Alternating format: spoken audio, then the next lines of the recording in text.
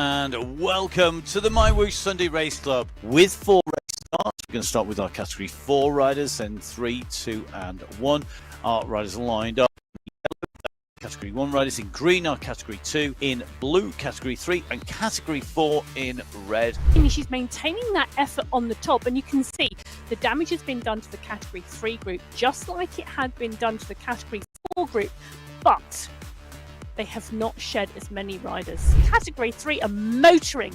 They've already gone through the back markers of the Category 4 race, and you can see further up the climb, the leaders in the Category 4 race are their next group of riders that they are motivated to chase. And look at this, we're starting to see a break here in Category 1. Roberta Bassoni, a very, very strong climber. Clear at the moment from Emma Belfort.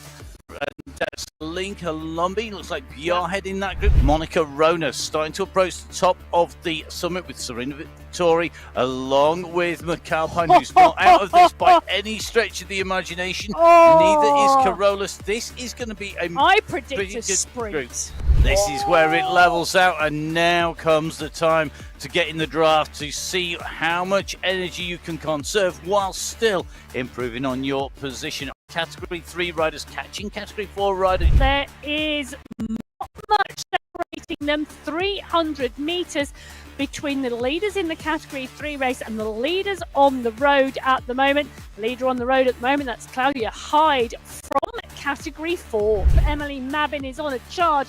She's only got 3 seconds back to the chase group behind. She is not going to sit and wait, and Bogren is not going to hang on that wheel. The Category 4 rider is making her way to the line. Mabin is coming, and Mabin is kicking on. Can she close it down? She's going to appear very quickly on our screens, but it's looking good for Hyde. Hyde is coming, and the gap is down. De Silva's gone over the top. De Silva could get this. De Silva may well have this.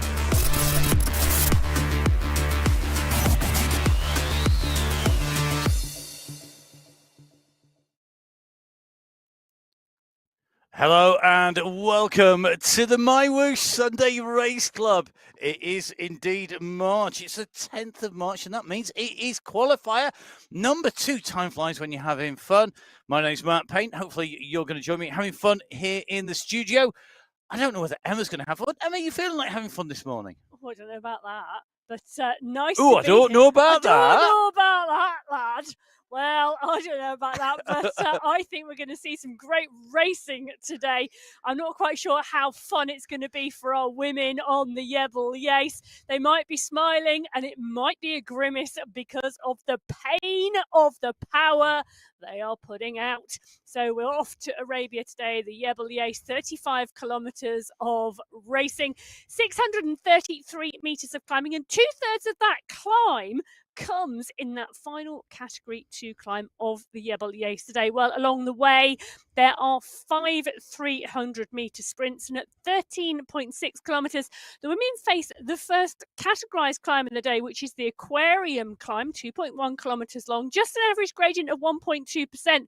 And we do roll along the way as well, but at 28 kilometers, the Yebel Yace hits the women, 7.5 kilometers of climbing, an average gradient of 5.5%. It's Category 2 climb, and at the top, well, the checkered flag awaits. Let's see how they go on. There's some real key points on this course, including all those that Emma's mentioned and more.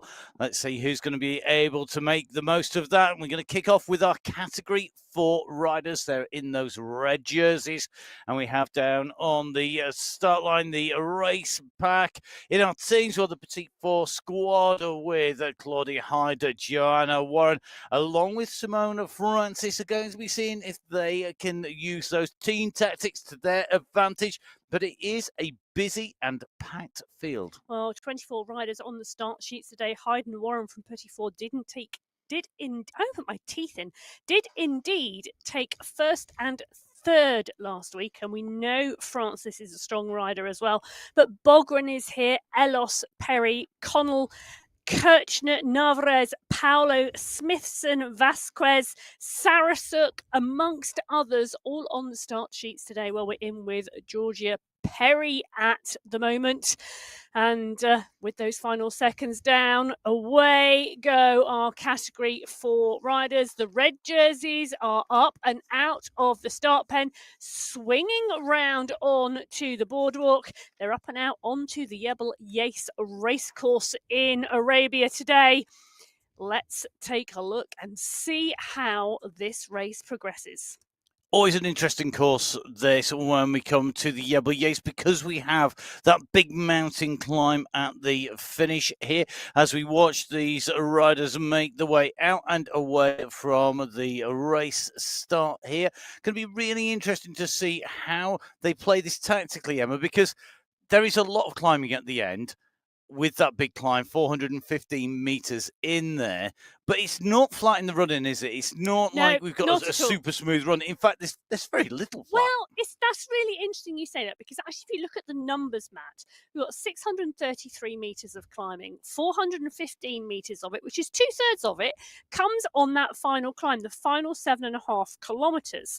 Now, that tells me that there's about 200 meters of climbing, just over, on the rest of the 28 kilometers till we get to the Jebel Yais.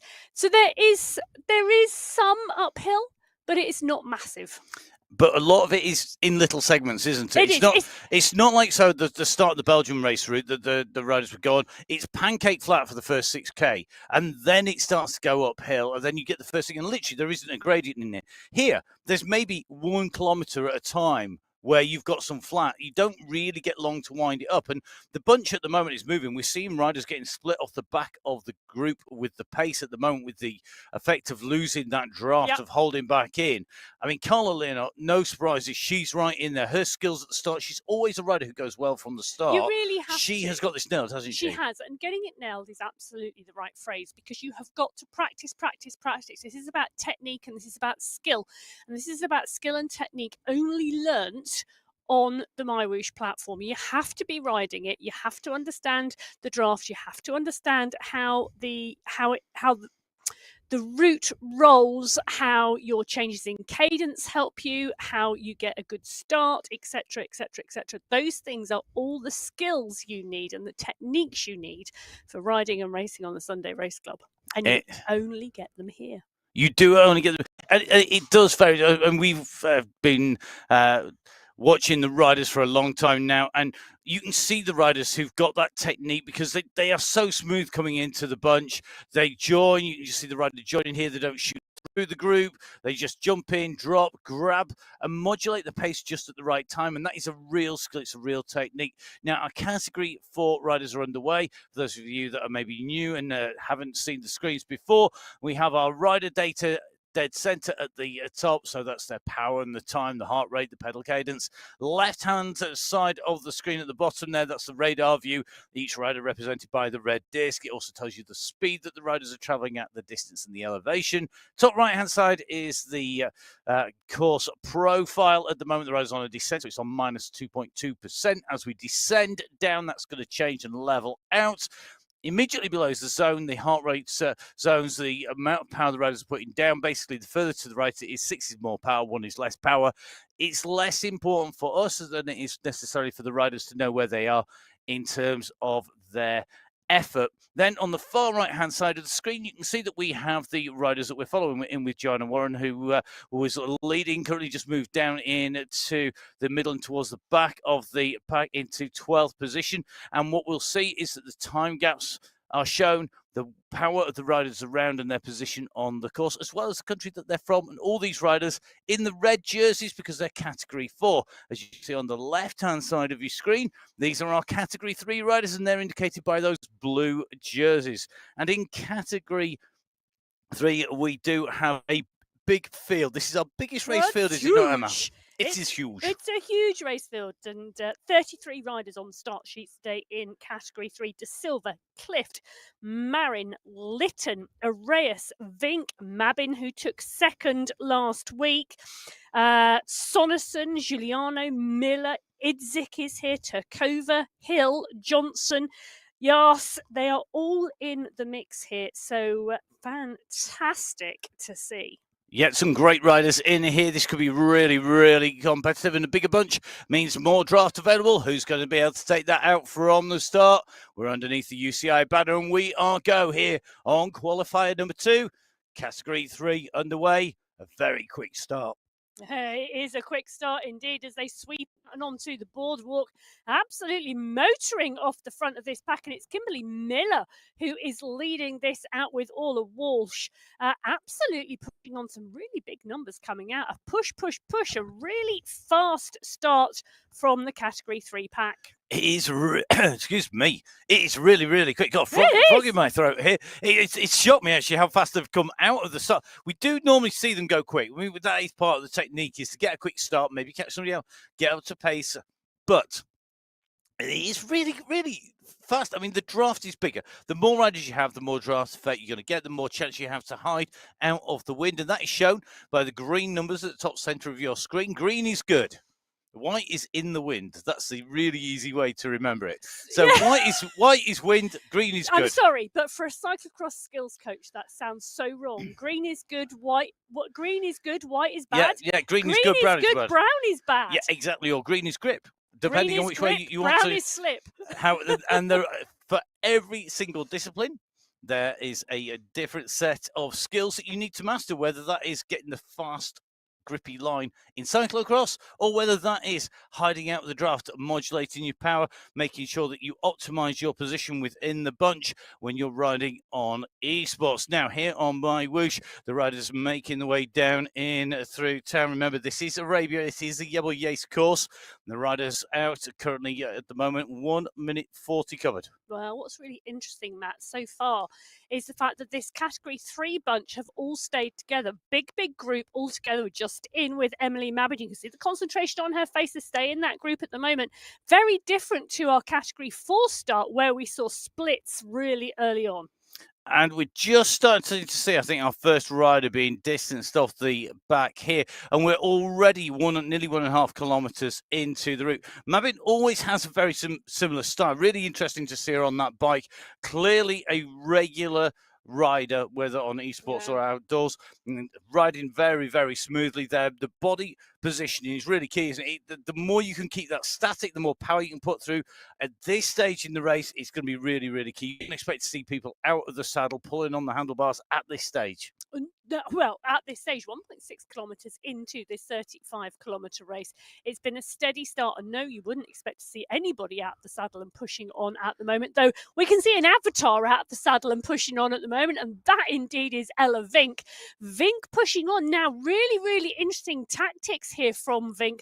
Obviously, she's off and up and out the saddle as well, but really interesting attack here so early on in this race today. And using the fact that everybody's expecting everyone sat down, not making a response, not making a move. She's gone down the road, looking to animate the racing. Now, Ella Vink is one of our super strong, super fast riders. She's got a brilliant kick, and she has been known to take long breakaways away. Yeah, she's good on a climb as well. Yep, she's got a good technique. She can rate the racing up, and she's setting the pace. And psychologically, that's great, isn't it? You jump on board, you set the pace. You're the person dictating the racing. I'm making the racing happen. It's such a positive thing. It is indeed, and you're not the one desperately trying to hang on and respond to those surges in pace, hanging on at the back, gripping your teeth, thinking, "Oh my goodness, I'm trying to stay with this." But you've got to go through that to get the confidence and to get the power to do those kicks and to do those surges off the front and to do what Vink is doing. Now, I think this is really interesting because we've got a number of women in this category 3 race today for whom this climb will suit them. So great to see some animation at the front of the race already. Indeed, we'll see if our Category 2 riders in the green are able to animate the race as well as our Category 3 and 4 riders. Now, our Sunday Crew riders, Jenny Daniel and Johanna Zimmerman, are 2 riders you cannot discount in the Category 2 race field. Emma, Jenny Daniel and Johanna Zimmerman, Yep. particularly, they are great riders, and we know that they'll work together. Yeah, the two riders from the Sunday crew, really, really strong. Both good, solid riders for the Sunday crew. But we've also got some interesting riders here today. Matt Walkenhurst is here, Montgomery, Kong, Smithers, Weston is back in today, Corollas and Vittori, who took second last week. But just to note, Prado and Monica Rona have gone up to Category 2 today. So it's a small field of Category 2 riders relative to the others, but they are up and out of the start pen and looking forward, I imagine, to a very strong race today. So our riders out from the pen. We will see if Emma, if I don't steal all the words out of her mouth as we come out from the pens, is going to be able to put words to that action on the way through. Now, one rider who will be looking forward to putting the action in there was Serene Vittori. She's been particularly strong. In terms of riders who performed well, Emma, over the preceding couple of weeks, where we've had our final and our first qualifier, anybody particularly stand out? Well, Julia Walkenhurst is really strong. So is, well, we mentioned Molly Weston as well. Davidson, always really good. She's not here today, and that's what's really interesting. Actually, what's really interesting, Matt, is there's only 21 riders on the start sheets of Category 2 today. It is our smallest race field, and that's because a number of people are not here, which sort of opens things up. I mentioned Jeremy Prado and Monica Rona having gone up to Cat 1. Now, it was indeed Rona who took the win last week from Vittori, from McAlpine. McAlpine not here this week either. So really opening things up, and you can see Jenny Daniel there on the screen. Well, I think she's got a shot of a top 5 today. So Jenny Daniel with a shot of a top 5, according to Emma. Very neat and tidy pancake there. I know. Can she be as tidy in her riding and as tidy in terms of her technique today? Technique is so critical. And as we look at Daniel there, riding there, 2 very nice bikes on the wall as well. It's always nice, the surroundings that you're in, I think, always very indicative. You know, when you walk into an office and you see somebody's desk is uber pristine and all the pens are lined up in I'm looking at mine, it's a bit like this, in the same direction, then you know that they are maybe a little bit OCD. Well, I was thinking it was really clean. It was a really clean racing space. It means that you're very focused, I think, on that. Other people, I think if you see something with a little bit more random desk, you know that they're more likely to come out with some really weird stuff. Mine's a bit schizophrenic, really, because I've got like really tidy side of the desk and a really sort of improvised side of the desk, just so that I could go from one side to another. I was looking at her pen cave and thinking, my gosh, how clean and neat and tidy is that? Mine is covered in race numbers and pictures and all sorts. Gym equipment, helmets, rucksacks. I do wish that people were able to see inside the studios at the 2 sides of the commentary desks here at Full Speed Events, because there's one very tidy one and there's one not so tidy one. Now, interested to see Linda Sarmiento in here. Linda, again, fairly minimalistic in front of Linda. Notice looking down on that screen once again, trying to keep that control. Now, really interesting. Got the tri-bars on there. Would you use the tri-bars, the aerodynamic bar saver, when you're riding? Me personally? Yes, you personally. No, because I really dislike a time trial position. There you go. I'm a mountain bike and cyclocross racer in real life. Yeah. Whereas I think they're really, really good because I like big, wide bars. I think one of the key things is that you ride in a position that you're consistent with what you ride normally. So if you normally ride on esports, and that's all you ever do, the position that you have on esports is the position you have and the one that's adapted to that. If you are a multidiscipline athlete, then it may be that you need a different riding position that matches that to utilize those muscle groups. Yeah, I even took the handlebars off of my cyclocross bikes when I bought them and put wider ones on. Yes. There you go. Each of us have our own things that we like to ride and race with. And, well, our Category 1 riders are down in the start pen at the moment. And I'm sure some of these women have got specific setups that are relevant to them. I am sure that they will. Now, we have got our teams down on the start line. The Effetta Ski, Nordic Spirit, Risky Biscuits and Velo Girls are down here. Effetto Skier with Calman Bassoni, Columbi Giovanni have been so strong. But Risky Biscuits, Donny Fuhr, Bjarne Yep. Koysen can challenge, Nordic Spirit with Van Hove, Engstrom, Bruni and Velt. I mean, it's very hard to pick a winner out of this pack. We're going to run through this race field in a little bit more detail once our riders are away. They are our last group to leave the start pen. 5 minutes separating each of our groups. We've seen Category 4, Category 3, Category 2 leave the pens and make their way onto the course. It's time for our Category 1 riders, the final group, to leave the start pens, and away we go. It's time to hit the roads of Arabia. 35 kilometers, 633 meters of climbing up to the summit of the Jebel Yais, who will be taking victory. When we get to the end of the race route, it's time to find out. We're in with Murison Manuela, and she is leading the group out from the pens here. But this pack, they're coming quick. Lots of very, very talented riders in here. You've got to be good to be in Category 1. Emma, give us some details. Yeah, you do indeed have to be good to be in Category 1. And we've got new riders joining us each week. And boy, their Palmares is superb. So 24 riders on the start sheets today. Matt's mentioned Defito Skier and the Risky Biscuits. Those were indeed teams 1 and 2 in the team competition in February's final. It's 16 seconds separated the times of the top 3 riders in each of those teams, which is how the team competition is made up. Now, last week, Van Hoven-Velt from the Nordic Spirit squad finished in 4th and 5th. It was Busoni and Columbi from Afito Skier who were 2nd and 3rd. First place went to Emma Belforth, the mountain bike and cyclocross rider from Sweden, who joined us for the first time last week. So phenomenal to see her. Well, we've got the Afito Skier squad on the screen at the moment. You can see them with the fans rolling, ready for some action. Now, we mentioned new riders as well today. We do indeed have new riders in the mix. We've got Prado and Rona from Category 2 moving up here. We've got Maria Holcroft joining us. Great to see her. I commentated on a 3-day women's stage race back in January that she took the win in the category there. So a strong rider. Manuela, who you've already mentioned, Matt, today, who came out of the start pens in first place. Multiple time trial, road and mountain bike national champion of Romania. Wow, and they've got some very, very strong mountain bike riders in the men's and in the women's as well. I mean, Vlad Daskal comes to mind, the rider whose performance actually allowed Tom Pidcock to race in the Olympics, and Pidcock then became the Olympic mountain bike champion. That is all down to the strength of the Romanian squad. There you are. Random fact of the day out of Matt's multidisciplinary commentary brain from the Mountain Bike World Championships. Got to say, really, really looking forward to seeing how the riders go on, and particularly our new riders who are dropping in to the group.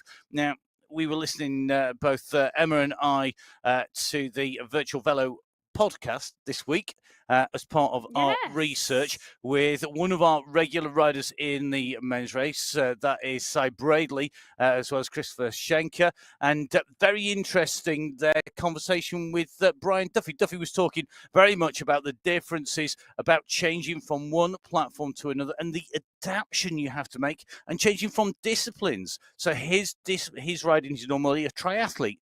And when he rides on as a triathlete, he's riding at 90 revs per minute. When he's riding on esports, he rides at 50 and 60, which is a very unusual style. That is incredibly low, but he finds that works for him. And I guess for all of our riders, particularly in Category 1, because the differences are so tight at the top, every little bit of performance gain you can get is really critical.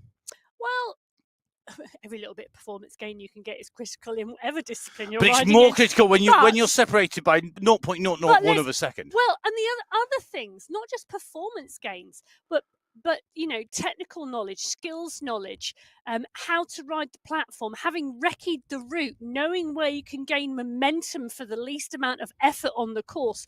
All of those things give you the edge. We've often seen on the Sunday Race Club coming into the finish, the leader who may have broken away on the climb be taken in the final few hundred meters and lose the win, purely down to the fact that somebody has rode the momentum better on the course. Yeah, definitely. You know, so it is really, really important. A myriad of tiny little things make up the winning ride. So in with the category 1 pack at the moment, we've seen a few riders just drop off the back. You can see that on the bottom left hand corner of your screen. Matt's mentioned that if you are new to MyWhoosh, if you are new to the Sunday Race Club, well, welcome to viewing.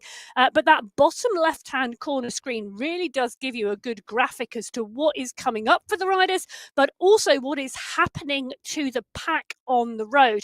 And you can see this pack now with 2 riders off the back of it as they move in through and under that green banner signifying the start of the sprint. The one in front of our riders signifies the end of that sprint segment. That's the Abu Dhabi sprint, and that's going to be the first time check we get across these 4 categories. It is indeed. So here we go. We're going to come through. This gives us a window into the world. Remember, this is the fastest time through the segment here, through this particular part of the course. It is not the first rider across the line that will be at the top of those standings, and those times give you that window. Now, the category 1 riders are the strongest, so they should have the fastest time in theory. In practice, though, it doesn't always work that way, because we have a lot of blue jerseys up there, as you can see, and that is because the riders in category 3 are the riders who are motoring on now. Bettina Piella is the rider at the top of the standings. We're just going to ignore rider number 1 because that is a rider with issues, so we're going to keep them out of your screens to prevent confusion. The fastest time here, 26.030 seconds, and they are absolutely flying through there. 0.6 of a second behind is Arias, and then see Sonnerson. The first category 2 rider is Kristen White from the United States of America. She's gone through 1.3 seconds down on Piella, and it certainly shows at the moment that the category 1 have got plenty in reserve because they have lots of power on the way through. Now, as they make their way down along the straights here, you can see we're in with Cornelia Engstrom at the moment. Engstrom, the rider from Sweden, a massively strong contingent from Sweden here today. And we have a really, really strong representation of the Scandinavian countries across the categories. Really good to see. Now, we're just in with Emma Belforth at the moment. That's the rider up on the front, just stretching her legs.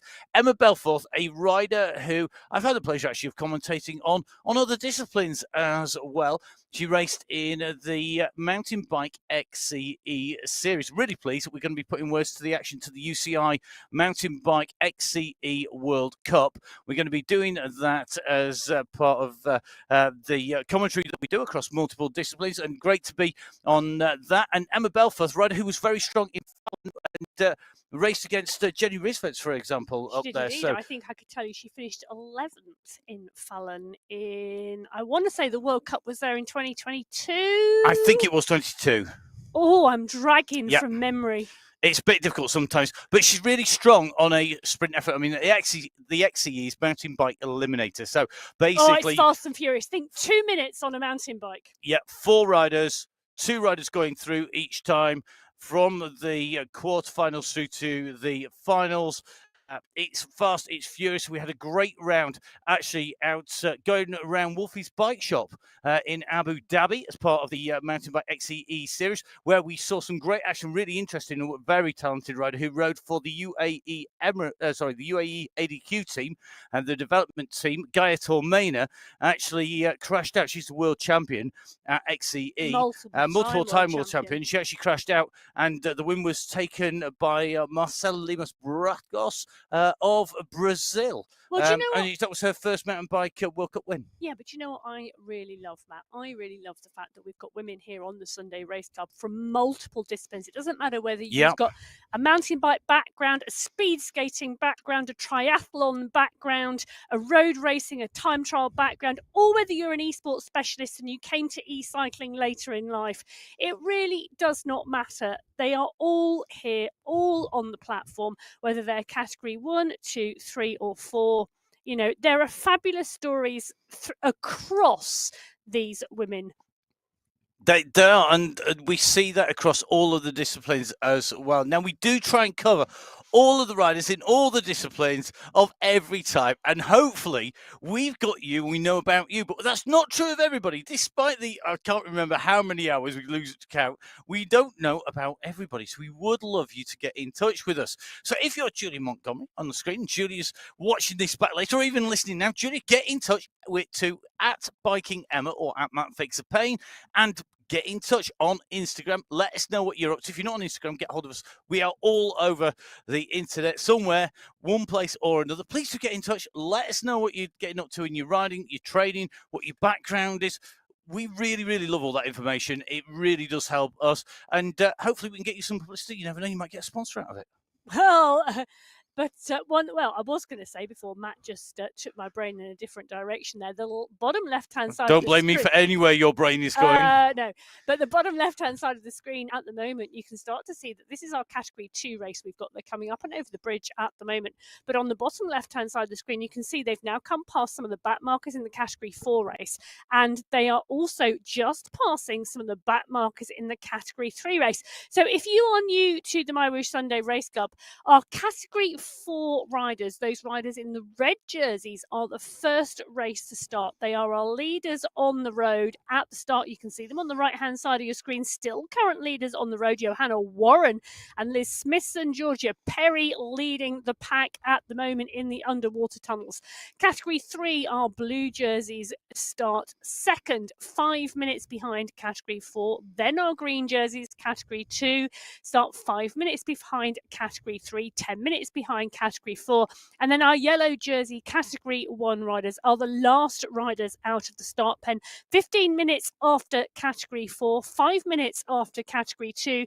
You can see all 4 races, separate starts, but all on the same course. So we do see the later starting categories, who are the faster racers, catch the race fields in front.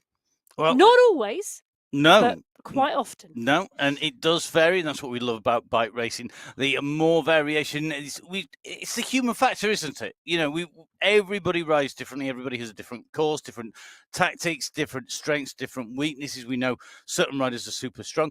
We're going to see what Marissa Manuela can do, and making her way through this sprint. We're going to see if she can take maybe the climb at the end. Maybe this will suit her, having a really long end climb that is going to last a total of 7.5 kilometers for the climb.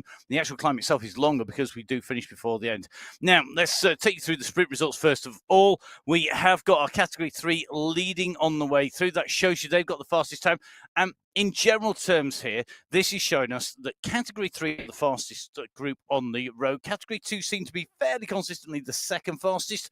Whereabouts Category 4, roughly, Emma? Category 4 are at the back of the field, but they're very much, to be really honest, Matt, the final rider, the bottom, the slowest riders coming over the line are around 2.1 watts per kilo. Lytton there at 2.9. These packs are pretty much moving at a very similar pace. They are. Now, we are going to be watching these riders on the way through. We'd love you to be watching on YouTube, and we can give you a little tease of what's coming up on the YouTube channel. We pay these athletes a lot of money each month. We push them to their max. It's supposed to be hard.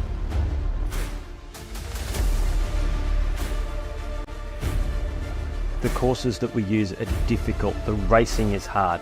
There's no room for sandbagging in what we're doing. Only after testing, we get to see their true performance and validate their numbers.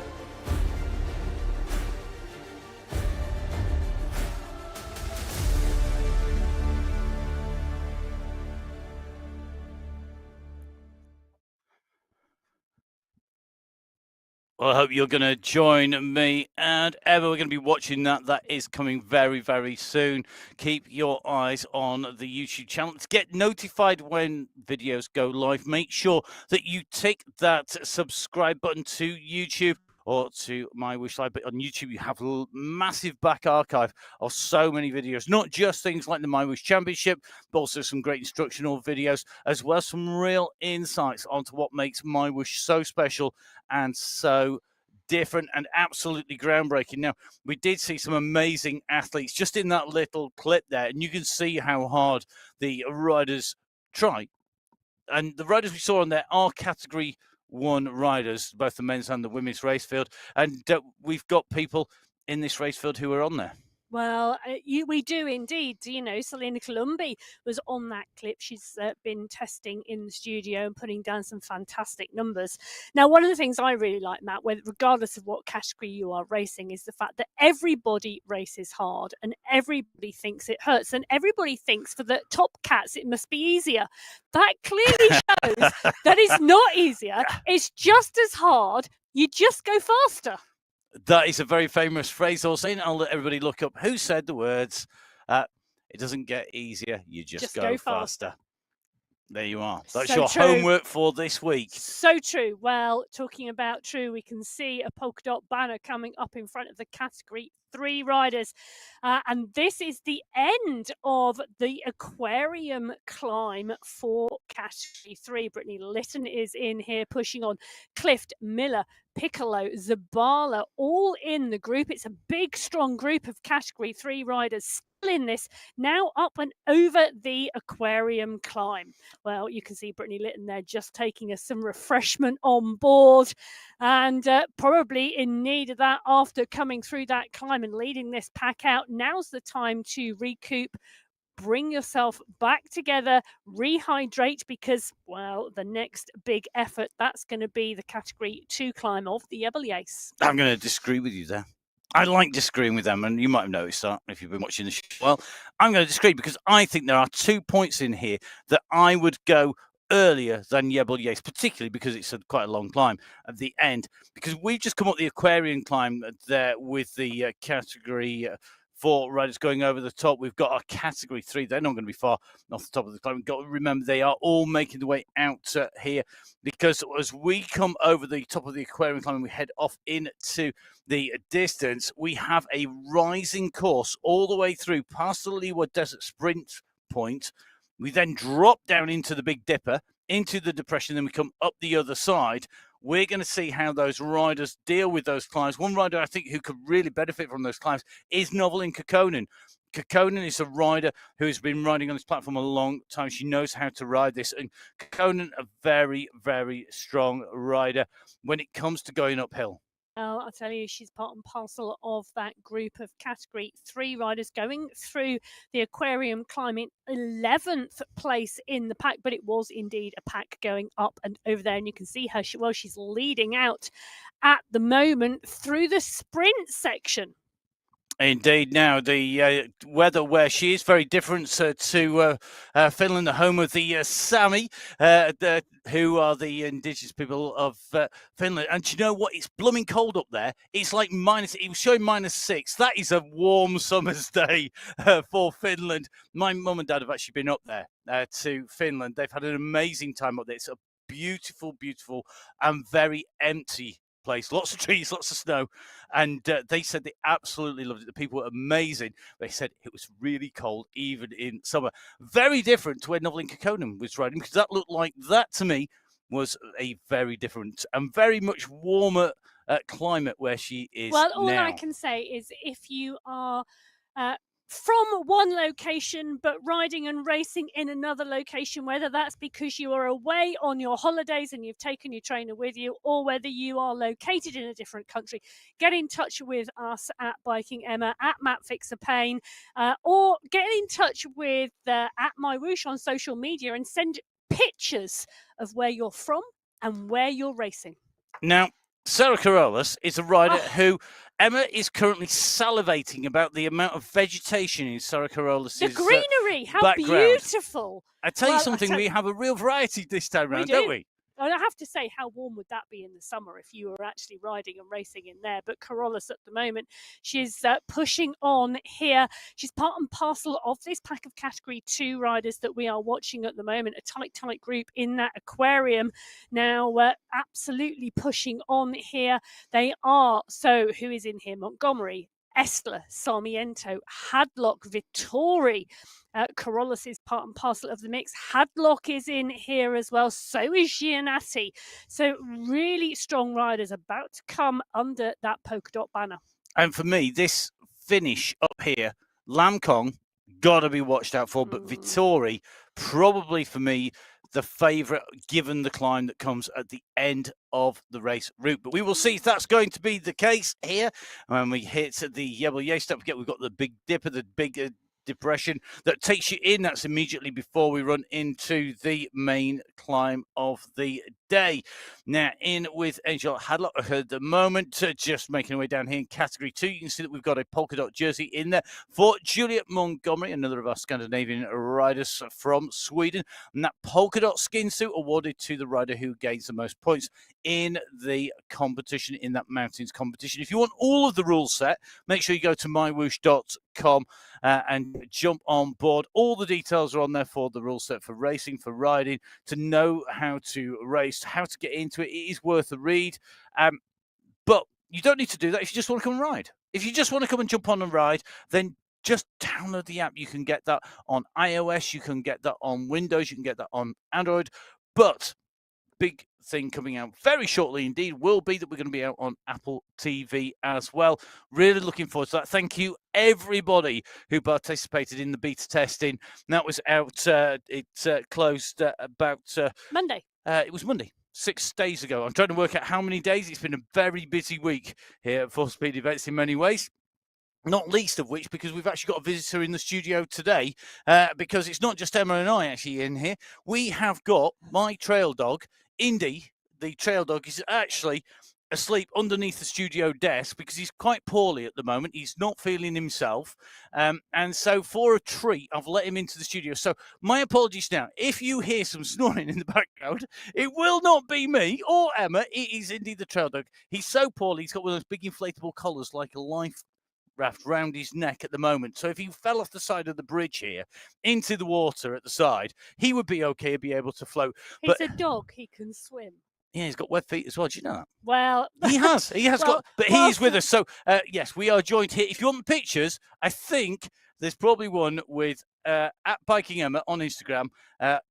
Yeah, I did add him to my social. Have you added him to your social? Indeed. So there is a picture of Indy underneath the studio desk here, doing some recuperation because he's had a bit of an operation to fix him back up again. Well, if you have a pet joining you in your pain, yes, do send us a picture. Don't send it to Emma. Send it to me. Send it to see. Well, I am the big dog fan here, so dog pictures to me, cat pictures to Emma. Oh, there's no dog or cat in Sophie Giovanni's pain cave at the moment, and that's because she is got all her concentration on this race at the moment. So Engstrom, Embring, Prado, Belforth, Holdcroft, Bjarhead, Bruni, Bassoni, Kalman, all in the mix, all in this leading group as they're sweeping over the bridge.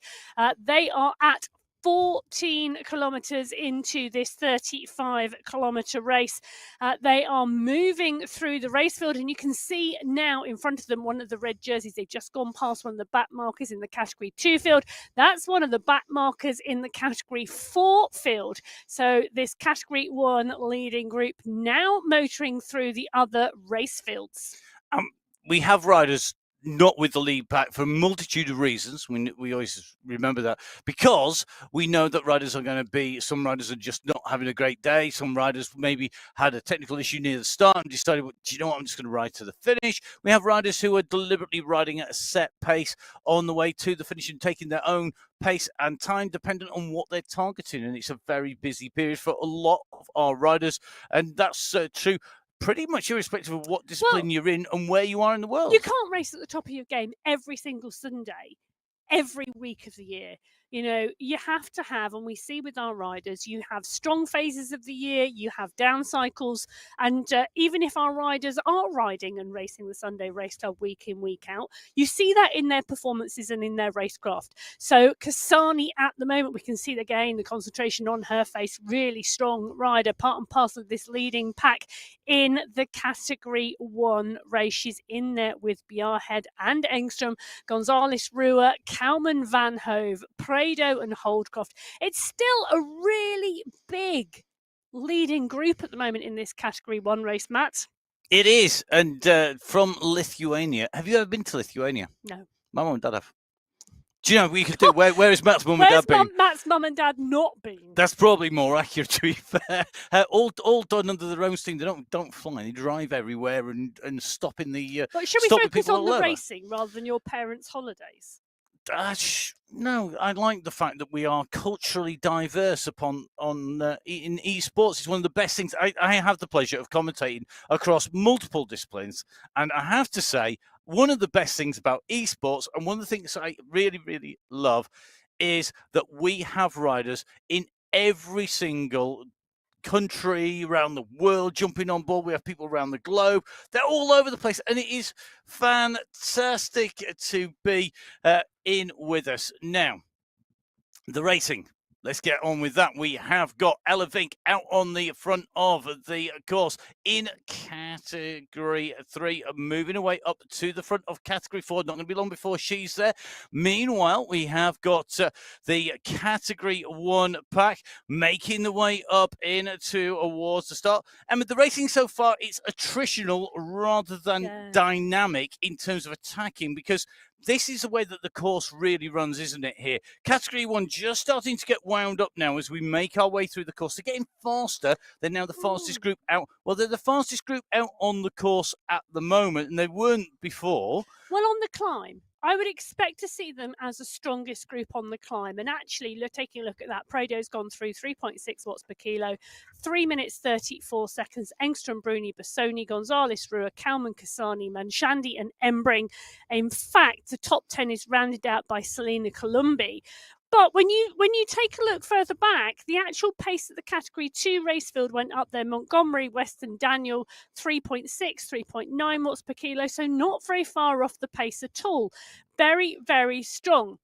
Now, Category 3, then Category 4. So the ordering of the riders and race fields through the climb, really reflecting the nature of the race fields and the strength of them, which is very different to what we've seen through the sprints.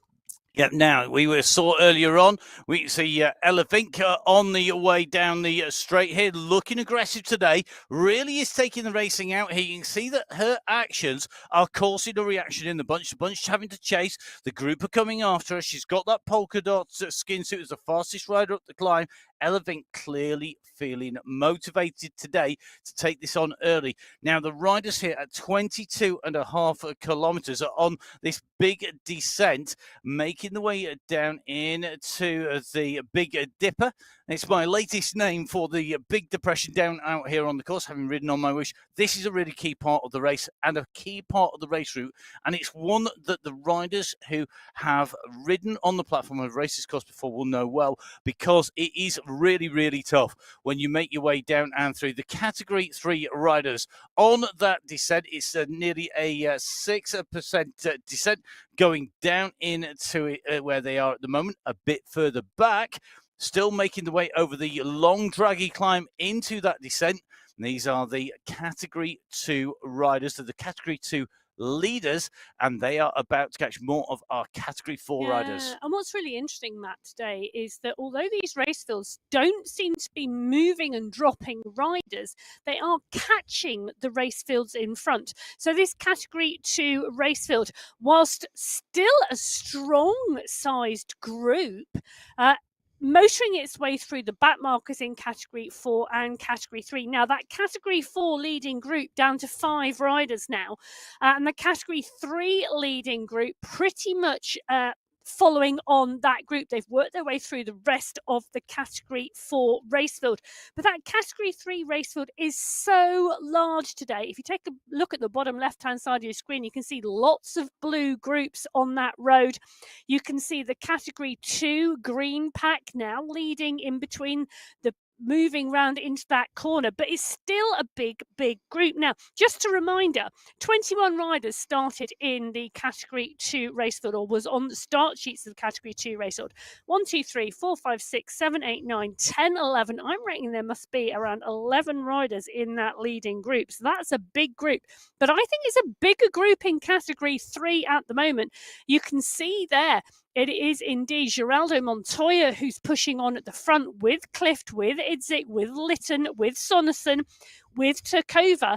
And for those of you who are with us regularly, you'll know that those names, well, they are regularly in the top 5. They are, and they are now on to the climb out from that big depression, from the Big Dipper, making the way up here. They will accelerate the way up into town. They've got a roundabout coming up in front where it levels. It then kicks again, but this is a really nasty little climb. And if you are on the limit coming in, and the acceleration at the front goes, then it makes it incredibly hard to stay with it. It is a really good tester of how people are feeling prior to the climb, because we are at 24.5 kilometers into the climb. The final climb, the Jebel starts at 28 kilometers. So this a good indicator of who is feeling good, who's climbing well. Are you feeling like Kella Vink and really full of beans? Are you like Rebecca Johnson here in that leading group, driving the racing? Well, I'll tell you something, Johnson has really worked on her climbing, because she's come to the fore on the Sunday Race Club recently. Her form has been getting better and better. She's taken second places throughout February. In fact, she won on the Jebel Hafit in qualifier number 3 in February, and pushing on now as we continue to see her working hard. Fantastic riding, fantastic racing. In fact, she won the February final, you know, Matt, on the Passo Alto. Yeah, and that is, when it comes to long climbs, Passo Alto is a little different, isn't it? Because the long climb comes first over the second part of it in the women's race field. So it's a slightly different parkour in the sense that you've got a climb at the end, but you've got a bigger climb at the start. But you could see it as one really long climb. You could, but talking about one really big group, and that is this Category 1 race field, because this group have not whittled down much at all. This Category 1 race field, we're in with Engstrom at the moment, but you can see pushing on comfortably. Engstrom's heart rate 142, which tells me, look, there she is. Hello. I just waved at the camera. We did. We have waved. I promise you. What is that? When anybody waves at you, you wave back whether they can see you or not. But indeed, Engstrom pushing on here, part and parcel of this large group. It's a steady pace, I would say, in terms of this group at the moment. Next time somebody waves at us and they know that we're watching, I'm going to ask them for a thumbs up or a thumbs down or a thumb in the middle. But not because you are the Roman Emperor deciding the fate of others, but just because I want to know whether you're feeling good, okay, or feeling like you're really on the rivet. Let us know. They're 20 kilometres into the Sunday Race Club. Who's feeling good? I would be feeling good if I was in that leading bunch, I'll tell you, because they are absolutely motoring everybody in there. And really interesting now, as we come through the Leeward Desert Sprint, this is our penultimate sprint for the Category 1 riders who are still the other side of that Big Dipper depression between the Leeward Desert Sprint and the RAK Sprint. We've got a real mix here. We've got Category 4 in there, Category 3 in there, and Category 1 riders, but they're not separated by much at all. No, they're not at all. And you know what I find quite interesting as we take a look at the riders here through this sprint section is that no one is really sprinting today. Well, we are just watching the race unfold through the sprints. And that's why it's a snapshot. And it's a great illustration of why it is a snapshot rather than it necessarily being a particular prize on the way through. Now, if you want to see the sprint prizes, well, then the easy way to do that, to see those in action, is to go back and go onto the YouTube channel and watch the championship. That was the championship that we had this time last year, pretty much, where we were running in with the $1 million prize fund. So MyWhoosh, being a professional esports platform and has been for a long time now, awarding prizes on the Sunday Race Club. It's our premier race series. It's not our only race series. A lot of the riders riding on Tune Up Tuesdays on the racing organised by Mountain Massive, by these guys who are at OTR. And do remember, of course, that all of the racing on the platform, you can jump on board and join in. The rules are a little bit stricter for Sunday Race Club in terms of verification and equipment, because that is we're awarding big prizes. Well, talking about awarding big prizes, our Category 4 race leaders have gone under the polka dot banner for the Yebel Yace. They're on the final climb. They're on the way to the checkered flag, where there is prize money awarded for each of the race categories to date. Now, just taking a look, 4 riders in that leading group: Hyde, Warren, Ellos and Perry. Smithson has just been caught by the chase group behind. And that chase group, well, it's this leading group of Category 3 riders. And the rider with the work to do here, you can see we've got 2 polka dot skin suits there. You've got a 3 on the back of one, we've got a 4 on the back of the other one. With the 4 is Liz Smithson. She has shown that she has got the climbing legs today to take away the aquarium They're climb. not far behind. And the work that Liz Smithson's done to do that, the training that she's done, well, you can get a little bit of a snapshot. So we saw Liz Smithson yesterday to celebrate International Women's Day, running a live training on the group workouts. Really interesting to see Liz doing that, and great to see as she makes her way up there. And of course, the whole of the month is International Women's History Month as well. So let's see who's making history. Will it be Rebecca Johnson, who's getting a name in the history books on qualifier number 2, has been the first over the line? We're going to see, can our Category 3 riders hold off the Category 2 and the Category 1 riders that are chasing behind? Now, I'm just going to do a little bit of housekeeping before we go further down the road here. If you are a regular racer on the MyWhoosh Sunday Race Club, I'm going to put this out now. There is going to be new timing for Ramadan, which is due to start depending on when we have the moon sighting. It's likely to start tomorrow morning or tonight. Now, that means that from next week, that the timings of the women's races are going to change. Now, these will go out on social media, but here's a heads up early for you. In the women's racing, our first riders, Category 4, will be going at 9:45 Gulf Standard Time GST. That's 17:45 GMT. PM. Yeah, PM. So 17:45 GMT, 9:45 PM Gulf time. That is for Category 4. For Category 3, it's 9:50 GST, 9:50 PM GST. 17:50 GMT. It's going to be 9:55 in the evening GST and 17:55 GMT. And for Category 1 riders, for the women, it will be 10 PM GST. That is 1800 GMT. It does mean that it is later, much later, guys. So make sure that you get a check of that. We will be putting that out on social media. It will be going out on the MyWhoosh social media, but we thought we'd give you as early a heads up as we could. That is going to happen. That's all the way through Ramadan until we get to Eid Fitr at the end of Ramadan, basically. So you need to bear that in mind when you're looking at your training, you're doing your planning, and what is happening in your life so that you can fit it all around your racing on the Sunday Race Club. Do you know what it also means? It also means that the men cannot watch the women's race whilst they warm up. Because there is going to be... It's going to be the other way around, actually. There is going to be a switch around, and there is also some overlap between the men's broadcast and the women's broadcast. Yeah, so you are going to see both Emma and I doing a little bit of juggling, because we are going to be doing simultaneous broadcasts, and we'll be joining each other as well. So really, it's always good fun when we do that. And if you are going to be celebrating breaking your fast by watching the Sunday Race Club, please do join us on the show, as we're going to be celebrating some great racing in the men's and women's racing on Sunday Race Club on the way through for Ramadan. So watch out for those timings coming up. Really important that you get on there.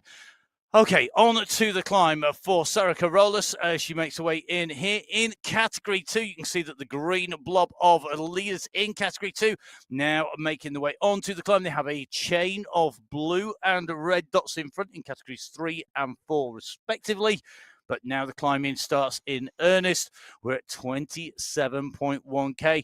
Remember, it goes up all the way to our finish at 35 kilometres. Well, I'll tell you something, there was a bit of a push there from Kong, and the other riders now pushing to make sure they stay in this group on the base of this climb. It's currently at around 6%, and I think there are around 8 or 9 riders in this leading group in my quick count. But one of the really interesting things is we're now starting to see all of our race fields start to come together. Well, particularly Category 2, 3 and 4. So Category 2 at the base of the Jebel Yace, 27.4 kilometres that lead group is at. Category 3, well, they're at 28.4. Oh, Category 4 are about 90 metres up the road ahead of them. We are about to see Category 3, I think, catch the leaders in Category 4 before the last 5 kilometres of this climb. And the rider who's pushing on here, it is Brittany Litton on the chase. You can see that the group of Category 3 have split in two as they make their way up here. And Litton is trying to go clear of the front group as well to make that 3 different sets of riders on the road. She should be approaching the back of this group now. We've talked about the draft before, about being able to hide in the draft. We're currently traveling at about 17 to 18 kilometers an hour. That means that the draft is diminished, but it is not non-existent. It hasn't disappeared completely. And it does mean that there is an advantage to getting into that slipstream, using it to come through, as well as the confusion of the riders going in and through, because we have multiple riders in green because they are our sprint leaders. So they are in those green skin suits. So it could well be that Litton is hoping to use some of that confusion as well as her climbing ability. She's clear of Amy Clift. Clift out there putting some power down, and Clift looking very, very good at the moment. She's got Sonnerson immediately behind her. Then it's going to be Rebecca Johnson, who we saw on our screens not all that long ago. They're making the way up onto the wheels of our Category 4, and it looks like Jennifer Ellos really trying to go with that group, not wanting to let the group go, but it is splitting here. Hyde, Perry are able to stay with them. So here they come. They are coming together, and it's going to mean that Brittany Litton is now our leader on the road. Category 3 have now caught and passed Category 4. How long can the Category 4 hold on to Category 3? It's going to be a big ask because we have got a long way to the summit. Well, we do still have a long way till the summit, 6 kilometres to the checkered flag, to be precise. And, well, I think the next catch we are going to see is the Category 2 pack catch the back of the Category 3 and the back of the Category 4 leading group. We're going to see all of these groups come together because the leaders in the Category 2 race, well, they are now 800 metres behind the Category 3 and Category 4 leaders on this climb. And they've got a group in between as well. There's a big group, isn't there, in that middle section? So we've got a big group in the middle. Then we've got the leaders of Category 3 and 4. So there's lots of stepping stones for the Category 2 riders to use on the way through. There are Category 2 riders trying to use the Category 1 riders as a way to minimise their effort, to maximise their speed in the pursuit of the leaders here. It is a really, really useful tactic if you can do so, but they're heading for that climb. Yeah, well, they might be with them at the moment, but they won't be with them when the wheels go skywards, because the power of this Category 1 pack will come to the fore. And those Category 2 riders, well, they might stay on till the base of the climb, but they won't stay on once the climb gets going. Now, this Category 1 pack is huge at the moment, so still a number of very strong riders in the mix. Bassoni, Gonzalez, Rua, Kalman, Embring, Biarhead, Manuela, Kasani, all here, all in the mix. So is Larson and Belforth. Now, Belforth took the win last week. Can she do it again this week? Oh, can she do it again? I always think it's harder. It's a bit like the second album. It's always harder I would know because, of course, I'm a multi-talented, multi-platinum selling album. No, am I? Heck. But I mean, I'm a music fan, and I always know second albums are always harder. And they always say that to get your first hit, to get your first win, it is easier. You become a marked person the moment that you do that. There's more pressure, there's more expectation, and quite often you've got that extra energy and impetus on the first one that you maybe don't have necessarily on the second because it isn't your first time doing that. So we're going to see if that's going to be the case. Can she do it? No. Well, I think Matt there are has people clearly...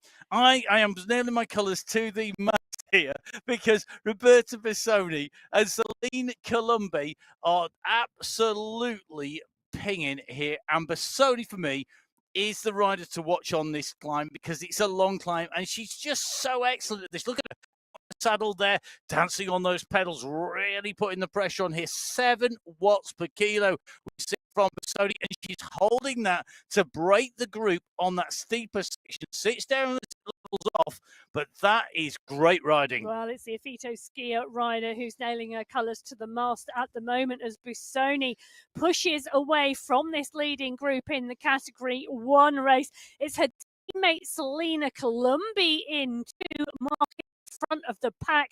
Bruni from Nordic Spirit. Well, she's got a bit of Nordic Spirit in those legs today as she's tapping on those pedals with teammate Van Hove covering the moves. Bjarhead from the Risky Biscuits is in the mix with Anna Embring, and Holcroft, the new rider in the pack today. She is just dropping off the back. She's going to need to push to get back on, and that's what she is doing at the moment. But can I just say, German Prado, well, she's with that leading group. She's been bouncing backwards and forwards between Category 1 and Category 2. She's right on the border, but I know she is one determined rider. And take a look at that. That is a picture of determination today. Super concentrated. I mean, she's a multi-time champion, isn't she? So we know that she's going to be incredibly strong and determined. Multi-time medalist who's strong in the road championships. Can she repeat that kind of performance here? She loves it when it goes uphill, when it starts to climb.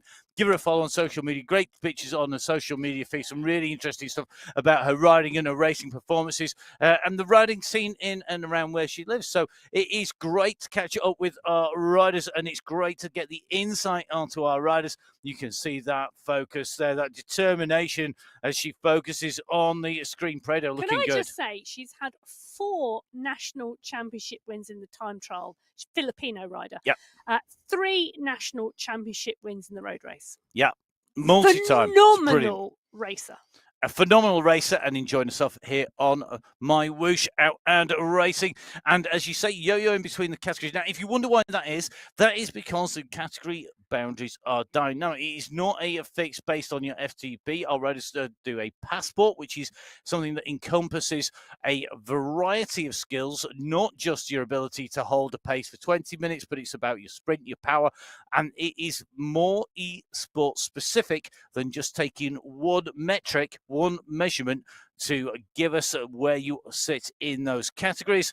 And it shows you just how good these riders are, that they progress. And it's good to see Prado holding her own in here. But she's got to go out and take that win. That's what she will want. All winners want to take the win. At the moment, though, they have their work cut out as they make the way up here, because we have got Roberta Bissoni on a mission. Currently over 20 seconds up the road as they came up the steeper section. It's coming down a little bit at the moment, but look at that, yo-yoing around about 20 seconds for Bissoni. She's chasing the riders up the road.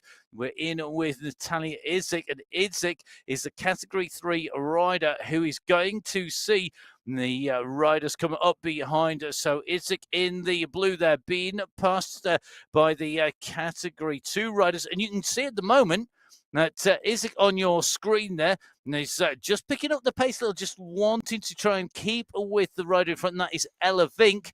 Now, Emma, am I correct in thinking that they are chasers at the moment in that Category 3 race? They are indeed chasers in the Category 3 race at the moment, and Vink and Idzik, both class riders in Category 3. Kimberly Miller is 7 seconds up the road, but the front of that Category 3 race, well, they are at the front of the race field at the moment, and it's Clift who is pushing on. Lytton now 20 seconds back, Turkova another 35, then Johnson, who has got company with Jose Zabala, and Claudia Hyde, Emma Sonnerson, and Beltran. So, in fact, actually taking a look at that, Hyde, of course, leading that Category 4 races with the chase group behind as they continue to climb up the Jebel Yace. 3.9 kilometres still to go for the front of the race. This is the front of the Category 2 race. They're not the leaders on the road at the moment. That is that Category 3 leading group we've just seen. But Jenny Daniel now taking up the mantle at the front of Category 2, pushing on Carolus, Gianti and Kong, all in the picture at the moment as they continue to work their way through these race fields. Let's see who's going to take this out when they get up to the top of the climb. Roberto Bassoni is absolutely flying at the moment on form, opening the gap up. It's now stretched out to nearly 30 seconds. Bruni as Colombi, Biarhead, the nearest chasers. They've got a gap to Giovanni at the moment. This is stretching. It's opening at the moment. Bassoni is such a strong rider. She climbs so well. She gets out of the saddle, stamps on those pedals like a classic climber, dancing on those pedals as it gets steep, sits down and maximizes the speed on the flatter sections, or somebody who clearly is at the moment on top of the game. But you've got to be able to hold it to the finish. Remember, this is a 35-kilometer race, and our Category 1 riders still have just about 5K to the finish. Now, can they close that gap down? Time is going to be critical here. Emma, what's your feeling here? Well, I think we've seen a really strong attack here from Bassoni. 26 seconds at the moment. 3 chasers, Bruni, Colombi and Biarhead, working well together. They've got 10 seconds on the chasing group behind. Really interesting to see what is going to happen here. I think this is a win for Bassoni. I am putting my colours to the mast. She's got 5 kilometres to go. She's working well. She's working strongly. Category 1 had a very, very steady run for Category 1 to the base of this climb.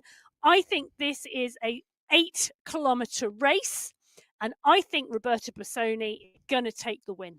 I think there's 2 things really interesting here. Have the riders who are maybe stronger on the more ruler, the flatter sections, really not given a gift, but made it advantageous to Bassoni by the way that the race has run so far. Because Bassoni, we know she can climb really, really well. And as a climber, you don't want it hard until you hit the climb. And that's exactly what she's got today. They've said, oh, thank you very much. Here you go. Have the race running how you want to run it. But the other thing is, how much of that is due to the Effeta Skier squad? Well, I think it is all in the mix, and all in the mix at the moment is the colours on this mountain. They are all over the place in every colour. Emma's having a moment on the multicolour graphic on the bottom left-hand corner of your screen where you can see all of the race categories, all of the fields, all on the climb together, and you can see who is where and how stretched I these reckon fields when are. you were a kid, you were distracted by multicolour beads. That's what it was. Did you have your own abacus and stuff like that with little beads on the rails? Do you know I did have an abacus? That's yes. probably very telling. Right, okay, whilst Emma thinks back to her childhood abacus, that's why you're so good at maths. On the way up the climb, we're in with Category 2. I can manage the category numbers 1, 2, 3 and 4. That's about my limit. And gaps. That's it. So we're on our way up. We are with the riders who are leading in Category 2 at the moment. And this is really tight. We've got Lam Kong, Hannah Giannetti. We've got Sarah Carros and Jenny Daniel in the mix. The 4 riders in there. We saw Jenny Daniel riding earlier on, looking very comfortable. I'm not so sure how comfy I'll be looking at this moment, particularly with Molly Weston not out of camera shot. The rider in 5th place. You can just see that green figure behind. A yo-yo in around about the 7-second marker. That is not insurmountable by any stretch of the imagination, given that we still have 3 kilometers to the finish. And this isn't a sprint 3K that's going to go at 60K an hour. This is a climbing 3K that is going to be between 15 and 30K an hour. So this is going to really make a difference. They are absolutely motoring, though, at the moment. And Carolus at the moment just squeezing on here, 4.1 watts per kilo, 4.7. She's seen that she's coming up on some more riders, and she's using this to her advantage. Jenny Daniel is doing the same here, and it looks to me like it's Giannatti who's got to respond a little bit quicker if she wants to go with the leading 3. She's coming now, but she will have used some energy to get back onto the wheels. In front of them, there are 2 more groups of riders in front in that Category 3 race. I say groups, it's more leader in Clift and then a chasing group. Well, whilst we focus on the Category 2 and Category 3 race and what's happening at the front on the road here, let's not forget Claudia Hyde. She's 9 seconds back on Giannatti, but she's currently leading that Category 4 race. And a great ride by Claudia Hyde here in Category 4. I mean, we're less than 3K. We're nearly at 2.5K to go. Claudia Hyde is right in the mix here, right at the front of the race, and she's got a gap on Georgia Perry and Joanna Warren behind. They are the riders who are chasing. She's got 22 and what is nearly 30 seconds on positions 2 and 3 behind her. Claudia Hyde is on some storming form. In terms of Claudia Hyde's performances, you've got the stats in front of you, Emma.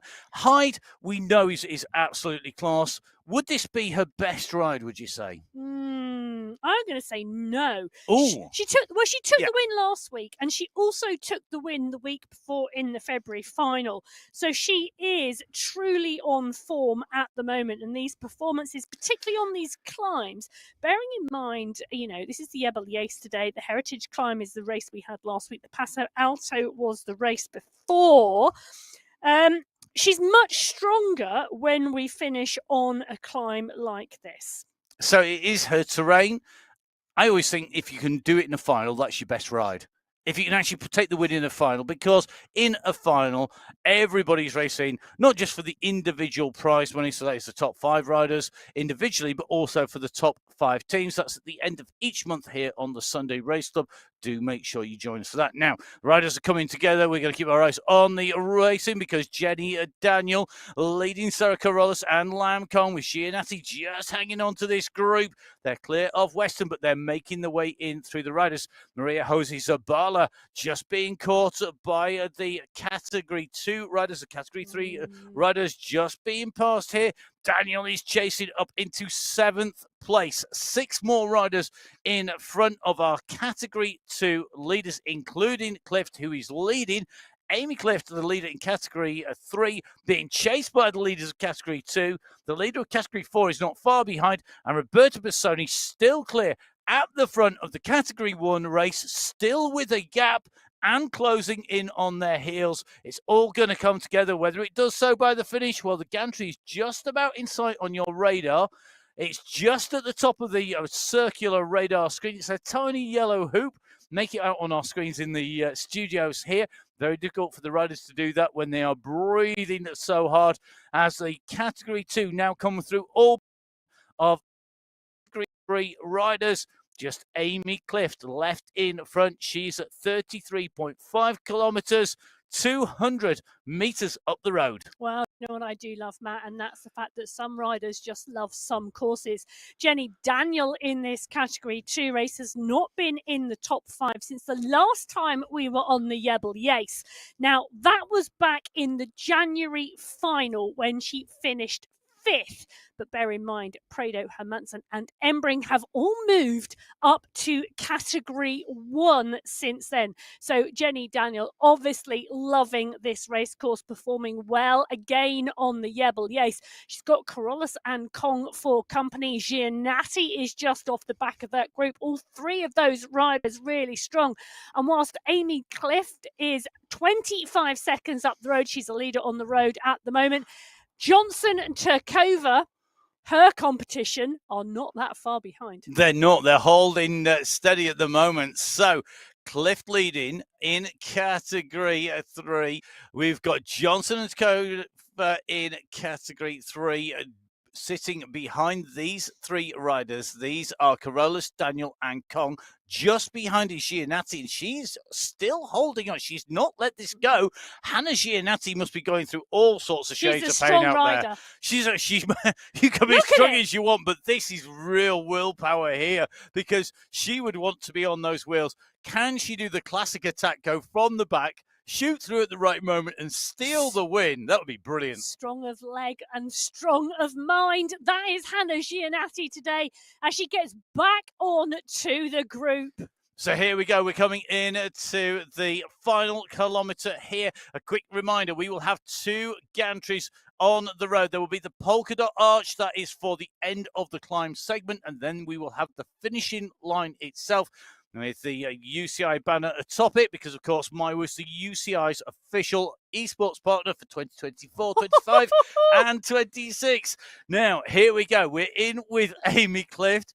Don't look over your shoulder, Amy. Don't look back. There's an express train coming. Can she hold on to the finish? That's going to be a big ask. Can she take the win? Surely she can stay clear of Takova and Johnson. That could be a sprint between them, and they've got Beltran not that far behind. This is going to be close. This is the finish of qualifier race number 2. They're on their way in. This is going to be key. Who has got anything left at the finish? Carolus, Daniel, and Kong are coming.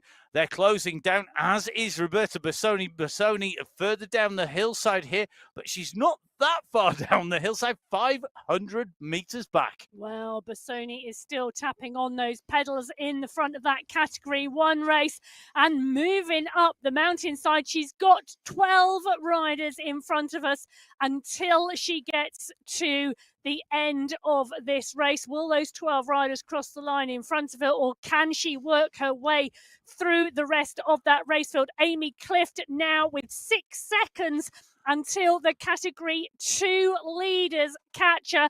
I think she's just going to make it underneath the dot banner, but she's probably not going to be the first rider over the line today, even though she will be the first rider over the line in the Category 3 race. Come on, Amy. This is where you're going to have to dig deep. The top of the climb. I love brave moves, brave riders who go for this. Now, Amy Clift transfers into the polka dot skin suit of the climb leader, as does Jenny Daniel in Category 2. And the Category 2 riders now go past Clift, or, well, they pick her up at the moment. Can Clift respond to this? It's a big ask for a Category 3 rider to go with Category 2 at the top of a climb on an incline.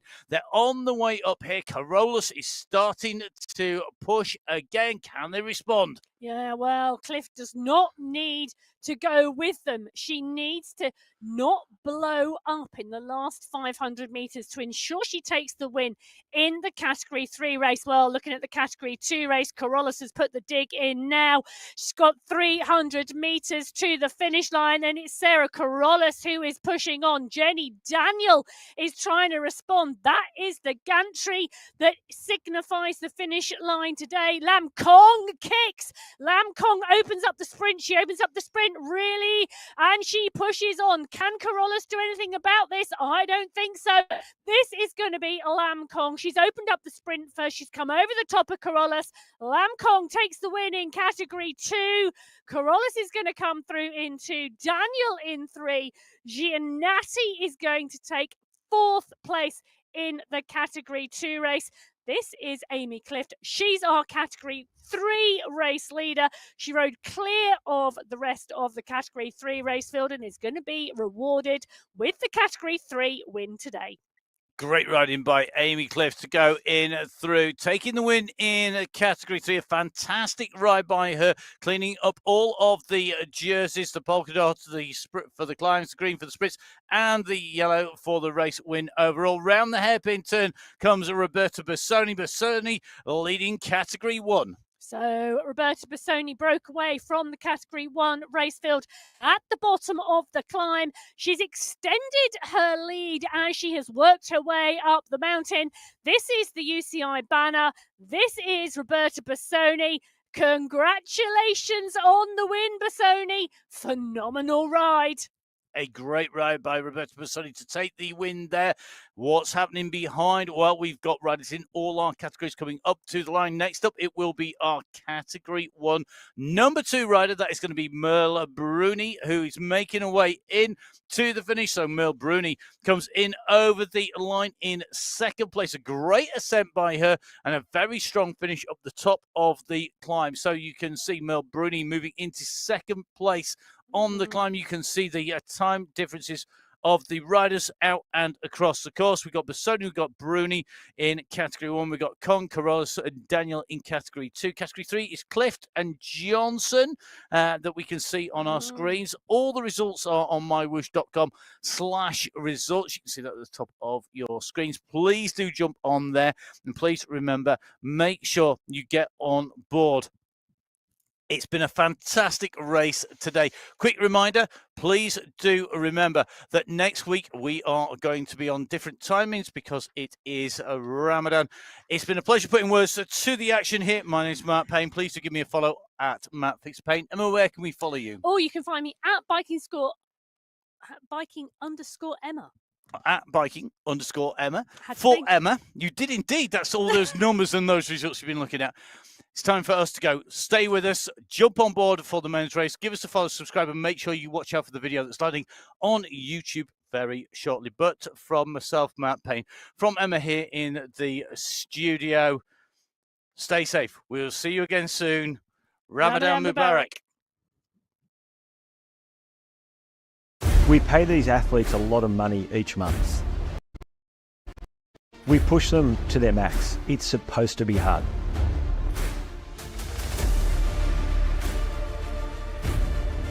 The courses that we use are difficult. The racing is hard. There's no room for sandbagging in what we're doing. Only after testing we get to see their true performance and validate their numbers.